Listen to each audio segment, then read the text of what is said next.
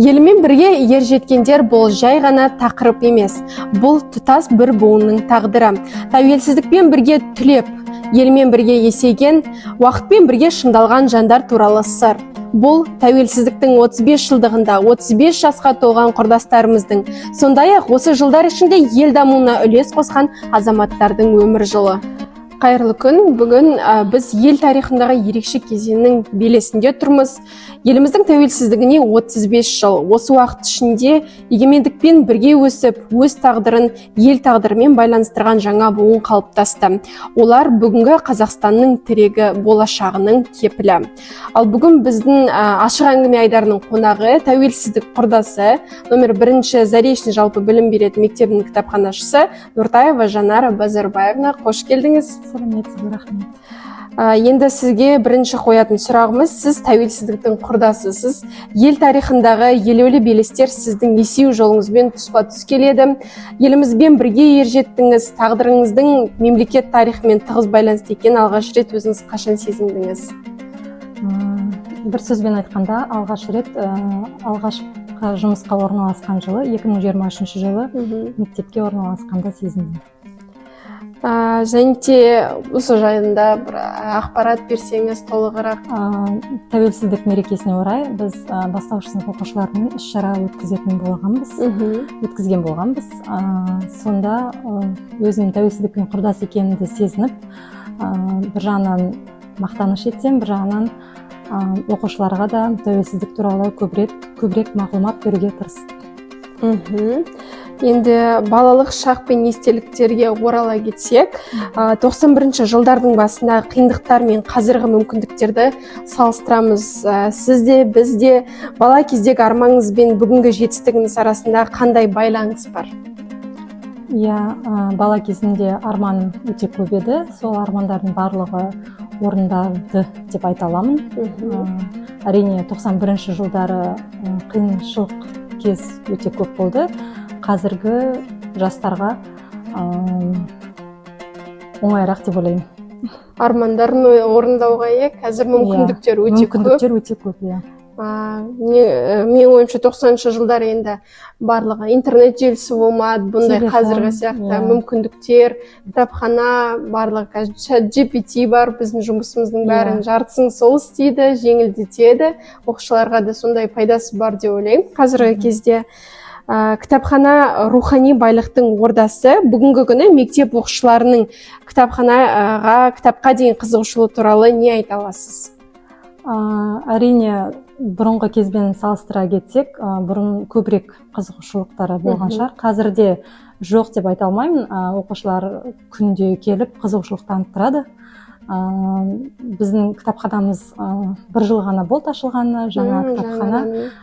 Кітаптар өте көп деп айта алмаймын. Аз болса да, бірақ интернет арқылы керек мағлұматтарды тауып беруге тырысамыз. Бізде кітапханаға, бізде де сондай сұрақтар көп қояды. Барған жерімізде келген адамдар жалпы қызығушылық бар ма, келе ма студенттер, оқушылар деген сияқты. Келеді, бізге де мектеп осы балаларға арналған кітапханаға да жиі барады. Сіздер де ол жаққа жіберіп тұратын шығарсыздар. Сонымен қатар тәуелсіздік бағытында кітапханаларыңызда кітаптар бар ма, түсе ма? Сіздер госзаказбен алдыртасыз ба, әлде оқушылардың мысалыға өздерінің алғысы оқығысы келетін кітаптары бола ма, сіздерге айтамыз сол жайында? Тәуелсіздікке байланысты кітаптарымыз бар, бірақ аз деп айта кетсем болады. Оқушыларға біз кітап сыйла акциясын өткізген болатынбыз. Сонда арасында тәуелсіздікке байланысты кітаптар мұғалімдер мен оқушылар арасында сыйлағандар болды. Жалпы оқушылар осы тәуелсіздік, тарих жайында, біздің бостандығымыз жайында өзінің қызығушылығын арттыра ма, сол тақырыптарға ізденіс бар ма оқушылардың арасынан? Көбіне жоғары сынып оқушыларында ізденіс бар. Енді олар санасы жайында болса, өзінің тарихын білу үшін, мүмкін полиция жаққа, заң тәртібіне байланысты түскілері келетін шығар. 11 сыныпта бұл тікелей тарихпен байланысты болғандықтан заң барлығы қызық деп ойлаймын. Енді осы жылы біздің тәуелсіздігіме 35 жыл, үлкен мерейтой болады, түрлі іс-шаралар өтіп жатыр. Және де кітап оқитын ұлт жобасы бойынша сұрақ қойғым келіп отыр. Бұл жобаны көбісі таниды деп ойлаймын. Бүгінде елімізде кітап оқитын ұлт бастамасы кеңінен насихатталып келеді.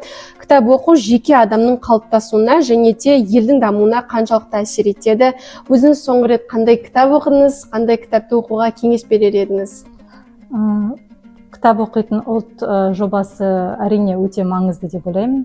Адамның өзінің болашағына болып қарасақ та,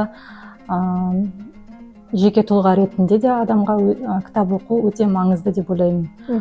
Өзім соңғы рет Әбдіжәміл Нұрпейісовтің «Қан мен тер» романын оқып, адамның осы өмірдегі қиыншылықтармен күресуі қаншалықты қиын екенін сезініп, ой түйдім. Бұл керемет кітап. Қайта-қайта оқуға болады деп ойлаймын. Уақыт өткен сайын, адамның санасына есейген сайын бұл кітапты басқа қырынан оқығанда басқа сезім береді деп ойлаймын. Басқа эмоцияға сізбен толықтай келісемін. Керемет кітап. Енді бұл кітапты да біздің оқушылар, сіздердің оқушыларыңыз алып оқитын шығар, үлкен сыныптағы. Жоғары сынып оқушылары. Жоғары сынып оқушылары оқиды.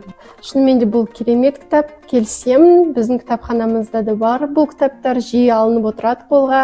Енді қандай кітаптарды оқуға кеңес берер едіңіз біздің оқырмандарға?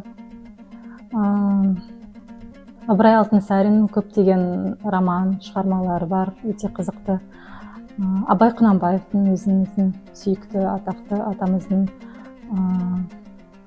поэмалары, қара сөздері өте пайдалы деп ойлаймын. Қазіргі жастарға, болашақтар үшін. Бізде де көптеген көрмелер ұйымдастырылған. Абай бұрышы бар. Сол жерде Абай Құнанбаевның үлкен-үлкен кітаптары, жинақтары барлығы көрсетілген. Үлкен бұрыш, келіп оқысаңыздар болады. Сіздердің де оқушыларыңызды біздің кітапханамызда күтеміз. Келіңіздер, әрдайым есігіміз ашық. Енді сізге арналған кішігірім бізде блиц-опрос. Мен сізге сұрақ қоямын, сіз тез жауап бересіз, ойланбай. Ойыңызға не келеді? Ең бірінші, тәуелсіздік сіз үшін бір сөзбен айтқанда? Тарих. Қазақстанның қай өңірін ең көрікті деп санайсыз? Қостанай. Сіз мақтанатын 3 қазақстандық тұлға? Дінмұхамед Қонаев, бұрынғы президентіміз Әбішұлы Нұрсұлтан Назарбаев және қазіргі Қасым-Жомарт Кемелұлы Тоқаев. Еліміздің 50 жылдығында өзіңізді қай биіктен көргіңіз келеді? Ол туралы ойланбаппын, шыны керек. Болашақта бұйырса үлкен белестерден көріңізге тілектеспін. Осымен біздің кішігірім сұхбатымыз өз мәресіне жетті. Сізге көп рахмет. Бүгінгі әңгімеден көріп отырғанымызда елмен бірге ер жеткен әр азамат пен азаматша мемлекетіміздің тірегі. Тәуелсіздік құрдастары өз тағдырын ел тағдырымен байланыстырған, рухы мен еңбегі арқылы қоғамға үлес қосқан ұрпақ. Елдің болашағы осындай азаматтардың қолында екені анық. Өзіңіздің соңғы сөзіңіз, оқырмандарға тілек лебізіңізді білдірсеңіз. Оқырмандарға, жалпы қазіргі жастарға тілейтінім, әрине біріншіден өз армандарына жетулеріне тілектеспін. Көбірек кітап оқып, білімдерін нығайтып, үлкен дәрежелерге жетулеріне тілектеспін. Әумин, көп рахмет. Сізге де жұмысыңызда табыс тілейміз, биіктерден көріне беріңіз, оқырмандарыңыз көп болсын. Сіздерді кітапханамызда күтеміз. Оқырмандарыңызға көп рахмет. Сіздерге де үлкен рахмет.